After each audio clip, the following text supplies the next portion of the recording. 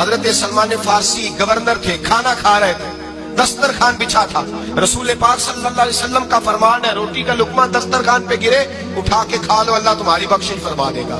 دسترخوان صاف ہوتا ہے، روٹی، بڑے گورنر تھے آپ، بڑے بڑے سفیر بیٹھے تھے، وزیر بیٹھے تھے، روٹی کا لقمہ گر گیا۔ آج تو لوگ فیشن میں عزت ڈھونڈتے ہیں نا، وقار ڈھونڈتے ہیں کہ میں جدید دنیا کے ساتھ مل جاؤں۔ دیکھو عزت کس بات میں، حضرت سلمان فارسی روٹی کھا رہے تھے، سفیر وزیر نہ جانے بڑے بڑے لوگ بیٹھے تھے، کھانا کھاتے کھاتے لقمہ گرا دسترخوان پہ، حضرت سلمان فارسی نے سمیٹا، منہ میں رکھا، پھر انگلی مار کے دسترخوان صاف کیا۔ ایک صحابی کان میں کہنے لگے سلمان کیا کر رہے ہو،